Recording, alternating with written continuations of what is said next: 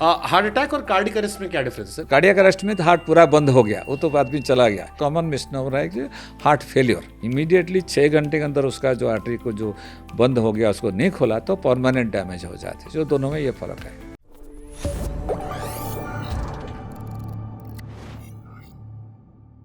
Heart attack और cardiac arrest में क्या डिफरेंस है सर?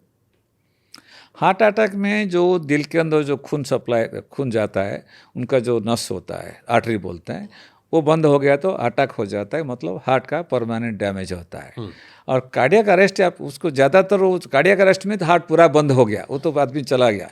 उस टाइम उसको फिर उसके लिए सेपरेट जो आजकल कार्डियक मसाज वगैरह करते हैं उसको रिवाइव करते हैं। दूसरा जो कॉमन मिसनोमर है कि हार्ट फेलियर और हार्ट अटैक। हार्ट फेलियर मतलब हार्ट का मेन काम है सारा शरीर को खून सप्लाई करने के लिए, और हार्ट फेलियर मतलब उसी टेम्पररी हार्ट सप्लाई नहीं कर पा रहा फुल। उसमें क्या होता है, हार्ट को ज़्यादातर खून पंप नहीं कर पाता है। उसका भी सिम्टम ज़्यादातर है आपको सांस फूलना, कि आदमी को सांस नहीं ले पा रहा है वो बहुत ज़ोर से, या उस बीमारी। उसको क्या करता है, ज़्यादातर हार्ट अटैक से हो सकता है, लेकिन ज़्यादातर जिसका हार्ट मसल वीक हो गया, ब्लड प्रेशर बहुत ज़्यादा बहुत दिन से है, उसके वजह से होता है, वो टेम्परेरी है। इलाज किया तो हार्ट फेलियर पूरा रिकवरी हो जाता है ना। हार्ट अटैक जो हुआ इमीडिएटली 6 घंटे के अंदर उसका जो आर्टरी को जो बंद हो गया उसको नहीं खोला तो परमानेंट डैमेज हो जाते हैं। जो दोनों में ये फ़र्क है। ओके। अगर मुझे पता करना हो कि मेरा दिल अभी स्वस्थ है या नहीं है, मेरा हार्ट हेल्दी है, कोई चेकअप्स जो आप रिकमेंड करना चाहेंगे कि इंसान कैसे पता करे कि मेरा हार्ट स्वस्थ है या नहीं है?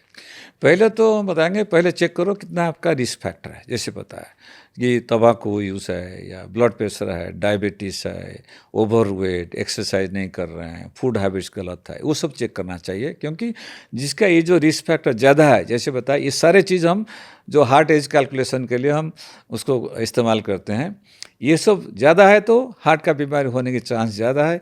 तो उसके लिए ज़्यादा प्रिकॉशन लेके ज़्यादा चेकअप करना चाहिए। जिसका कुछ नहीं है, जिसका ना तंबाकू यूज़ करता है, ना diabetes, blood pressure, regular exercise करता है, 10 बजे सोता है, 8 घंटा सोता है, स्ट्रेस नहीं लेता है, उसका हार्ट बीमारी होने की चांस कम है। तो वो सब है तो खाली एक ही बार स्क्रीनिंग कर लेना चाहिए। क्योंकि समटाइम्स ये सारी बीमारी भी जो है, जैसे ब्लड प्रेशर, डायबिटीज़, उसको हम साइलेंट बीमारी बोलते हैं, उसमें कोई तकलीफ नहीं होता है, 10-15 साल के बाद पता चलता है। एटलीस्ट वो पता चल जाए, वो पता चल गया तो उसका इलाज करना चाहिए। और कोई भी बीमार नहीं है तो पहला कोई भी एज में पहला एक बार अच्छी तरह चेक कर लेना चाहिए। उसके बाद सपोज कोई रिस्क फैक्टर नहीं है, एक 1 in 5 years, 1 in 10 years काफ़ी अच्छा है।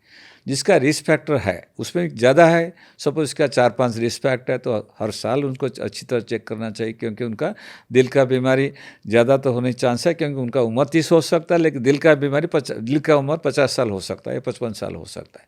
उनको ज़्यादा चेकअप करना चाहिए। और जिसका सपोज 1 ही 2 निकला, ब्लड प्रेशर, डायबिटीज, रिवर्ट करता हूँ सर घुमा के, क्योंकि मेजॉरिटी केसेस जो होंगे, आपने कहा स्ट्रेस, खराब सबसे ज़्यादा तंबाकू, वही सबसे ज़्यादा नशा करना, जिसमें आप सारे नशे, आपके हिसाब से 5-4 चीज़ें हैं जो दिल को बीमार करती है। नशा करना, स्ट्रेस लेना, डायबिटीज, स्लीपिंग साइकिल, एंसेस्टर्स से मिली हुई बीमारियां, जो माँ बाप फैमिली जो ट्री आती है, ये 4-5 चीज़ें, और आपकी स्लीपिंग साइकिल, और ये मोटी मोटी चीज़ हो गई। अब अगर इन 5-6 चीज़ों में से कोई इंसान की 1-2 चीज़ें हैं कि हो सकता है वो फिटनेस का ध्यान ना रख रहा हो, या फिटनेस रख रहा हो तो कभी कभार सिगरेट पी ले रहा हो, या कुछ ना ले रहा हो तो स्लीपिंग साइकिल खराब है, मैं कह रहा हूँ 1 या 2 इश्यूज इसमें है, और उस इंसान को पता करना है कि मेरा हार्ट का इशू है या नहीं है। क्योंकि कई बार एकाएक हार्ट अटैक आता है, तो अपने आप को पता करने के लिए उसमें कोई चीज़ आप रिकमेंड करेंगे कि आप क्या पता करेंगे, टेस्ट करवा लें? ये मैं एडवाइस करूँगा कि डॉक्टर को दिखाओ, डॉक्टर के एडवाइस के मुताबिक करो, और उसके साथ जो टेस्ट होता है बता सकता हूँ। जैसे रेगुलर ईसीजी लोग करते हैं, ईसीजी में कुछ पता नहीं चलेगा, क्योंकि ईसीजी जब हार्ट अटैक आता है या हार्ट अटैक ऑलरेडी हो गया उसमें पता चलेगा ईसीजी कुछ है।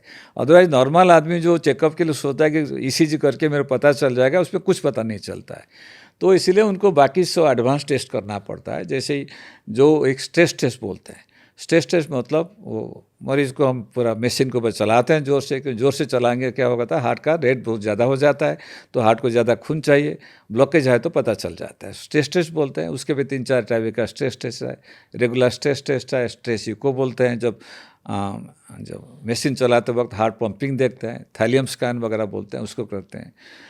उसमें सपोज कुछ निकला, उसके बाद जो एंजियोग्राम बोलते हैं, एंजियोग्राम के 2 टाइप का है, एक सिटी एंजियो बोलते हैं, जो सिटी एंजियो बिना नॉन इन्वेजिव है, खाली डाई दे के 1 सेकेंड में उसका दिल का पिक्चर आ जाता है।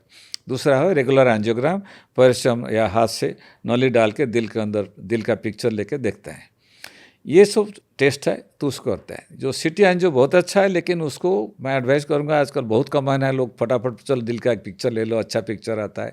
उसमें क्या है, बहुत रेडिएशन बहुत ज़्यादा है, उसका एक्यूरेसी रेट इतना ज़्यादा नहीं है, तो इसलिए सिटी एंजियो मैं एडवाइस नहीं करूँगा सबके लिए। डॉक्टर आपको एडवाइस करेगा तभी करने का है। ये सब मेन टेस्ट है, एक stress test, stress echo, stress thallium, CT angio, regular angiogram. दूसरा इकोकार्डियोग्राम बहुत लोग करते हैं, लेकिन इकोकार्डियोग्राम मेनली हार्ट का पंपिंग देखने के लिए और वाल्व का कोई बीमारी है, लेकिन जो ब्लॉकेज के लिए इकोकार्डियोग्राम इतना अच्छा नहीं है। ओके,